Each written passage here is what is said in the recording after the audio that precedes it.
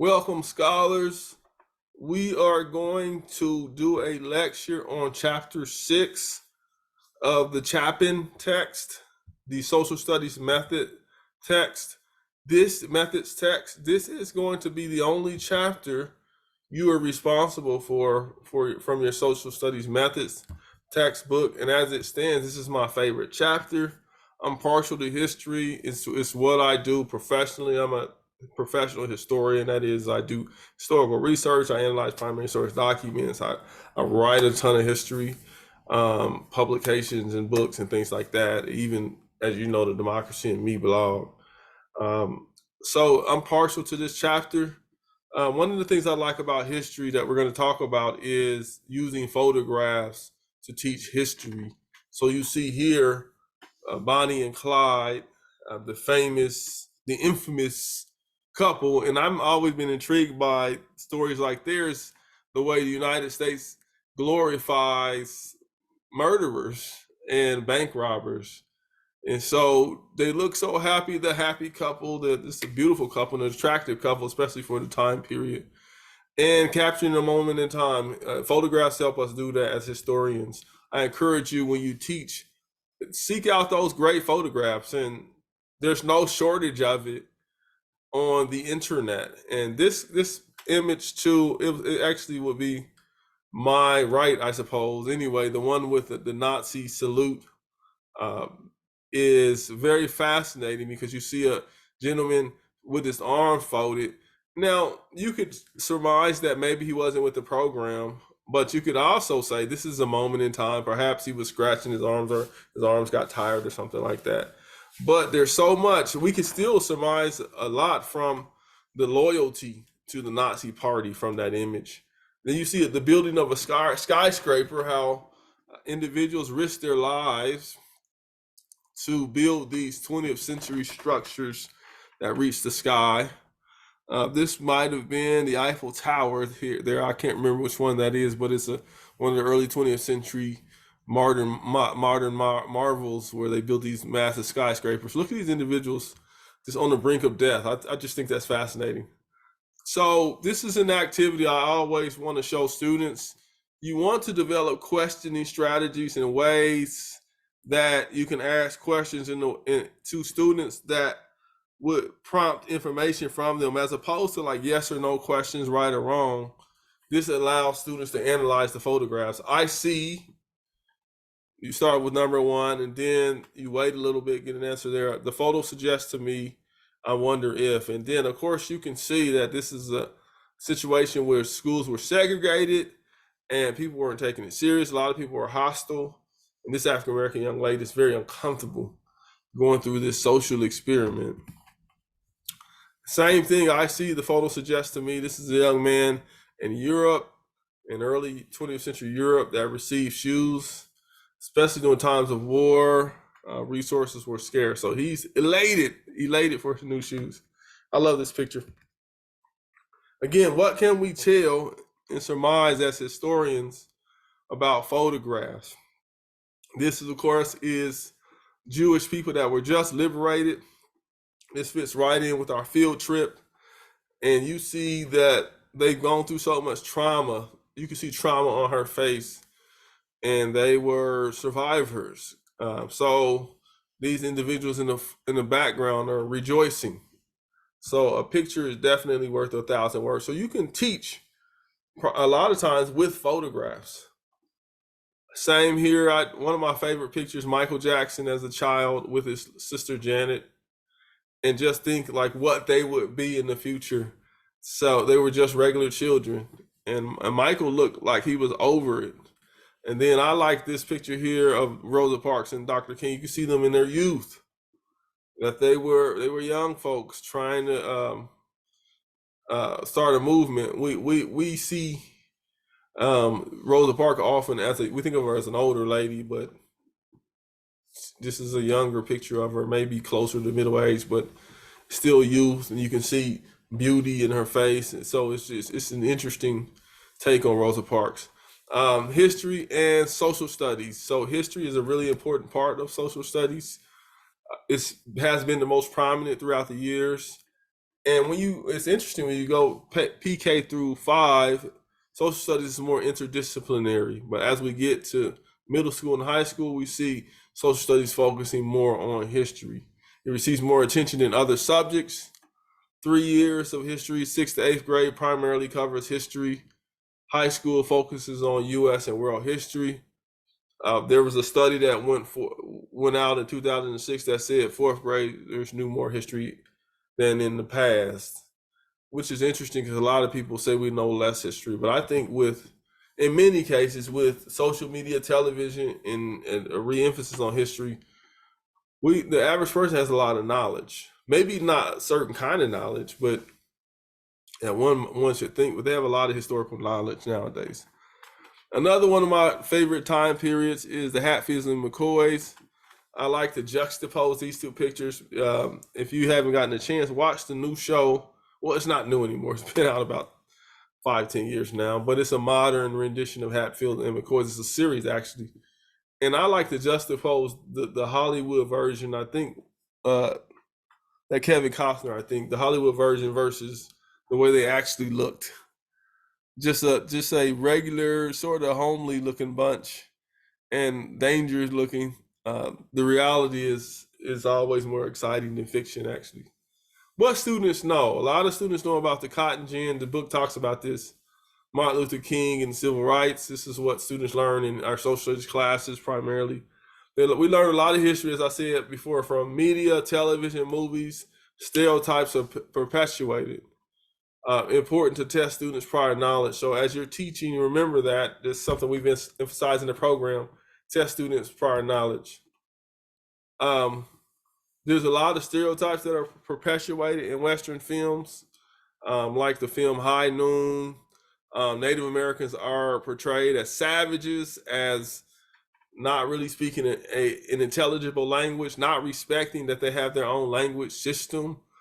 A lot of times in films, English, at least in our context, as is presented as more superior to Native American languages, when languages like Navajo, the Miami language, the the Creek in Native American languages are quite sophisticated, but we don't see them portrayed as human often in the old westerns. They're portrayed as savages, bloodthirsty savages.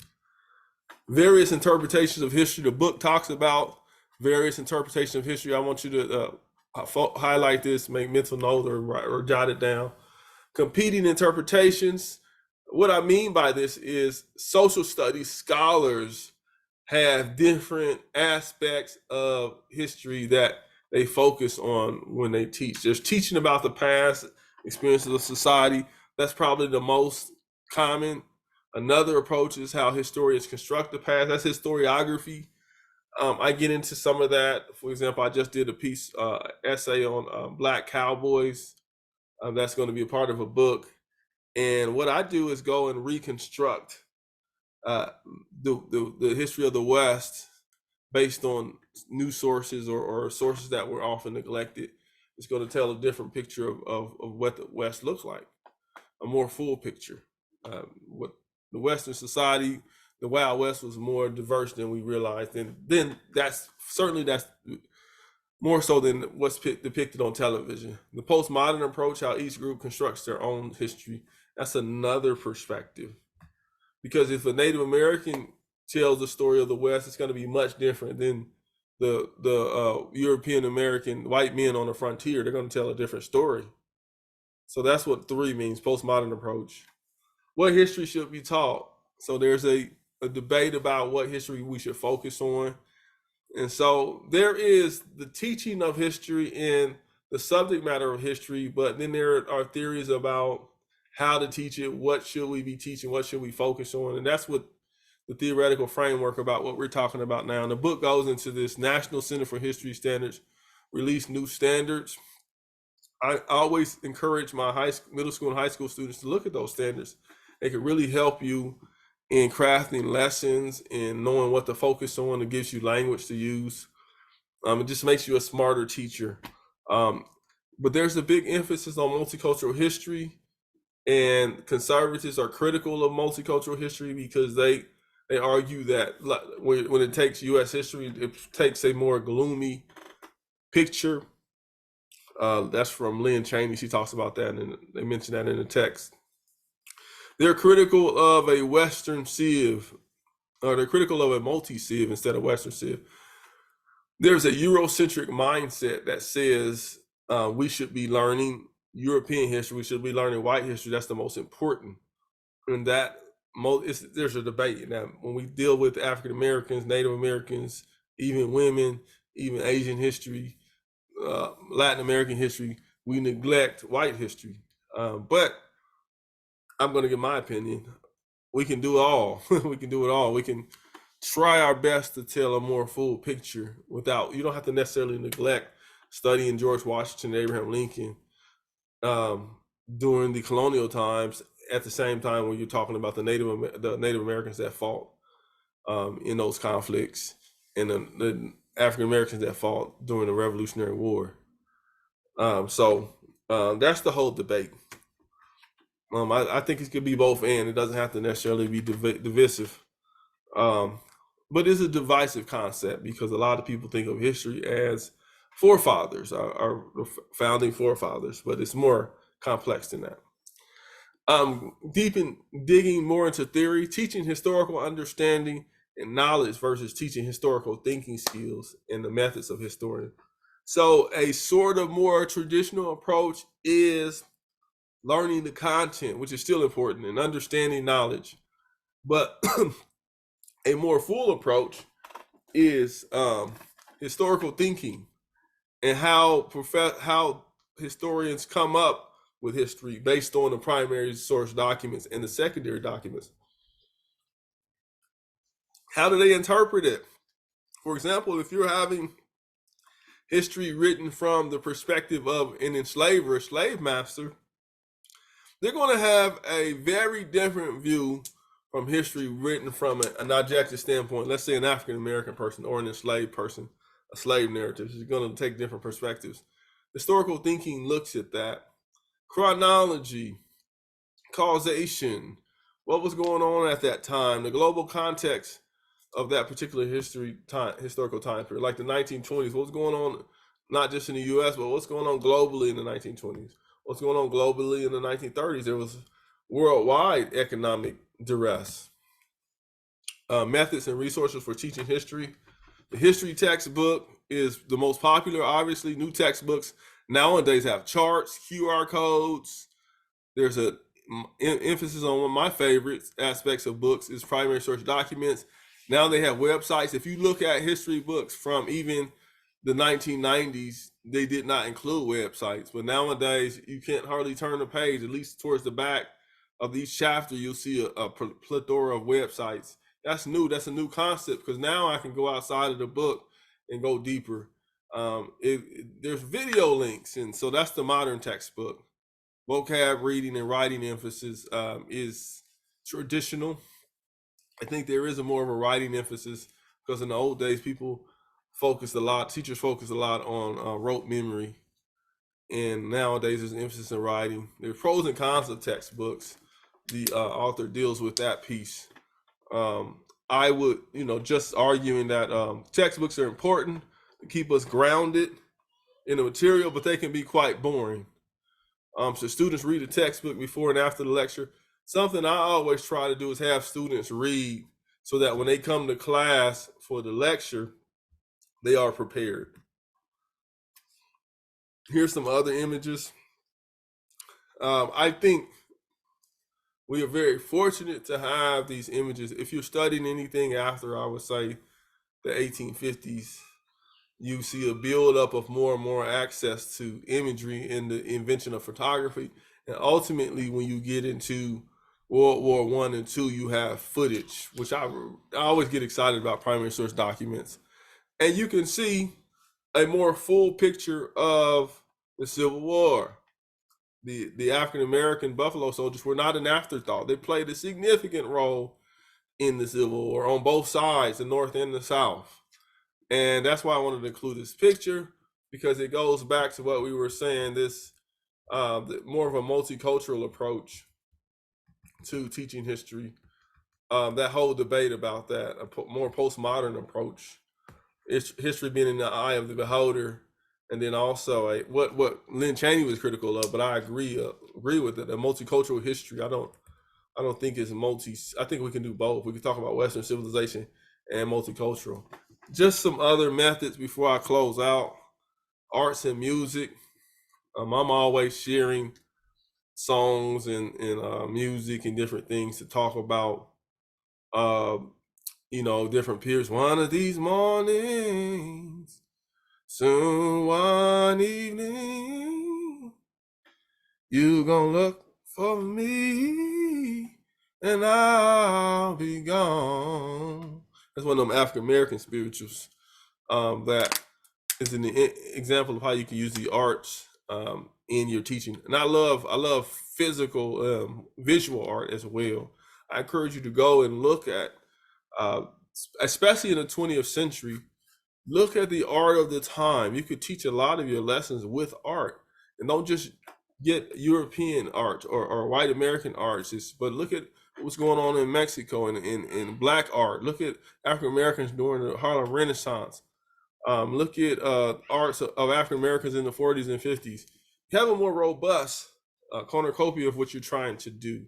I'm big on field trips, just like our Holocaust. It was epic. I had a good time with y'all. Nazi propaganda posters. One of my favorite things to teach about. Disturbing, uh, but my favorite. Simulations is acting out certain historical concepts. Or there's a lot of, now you can do simulations on computer now. Uh, One time I simulated the French Revolution, for example. Um, there's a benefit of history as narrative. It's more interesting when students understand it as a story. Primary sources is a key part of teaching history and oral history. The book has a good deal to say about the importance of oral history and why it's important. It brings the classroom to what extent have you experienced oral history in your class. Oral history brings it alive. It takes it out of the stranglehold of the textbook, and you're getting a close and personal understanding of what's going on in that time period by the person that lived in that time period. Like, it doesn't have to be a long time ago, like the Great Depression or the Holocaust. It could be somebody from 9/11, or somebody from the Capitol, from the storming of the Capitol, that time period. History is always happening every day, just like that. So there's so much history that's unfolding every day. Okay, y'all. That's all I have to say. I wanted to make it brief. Please view this and listen in as you do your reading and studying. Thank you. Have a wonderful day.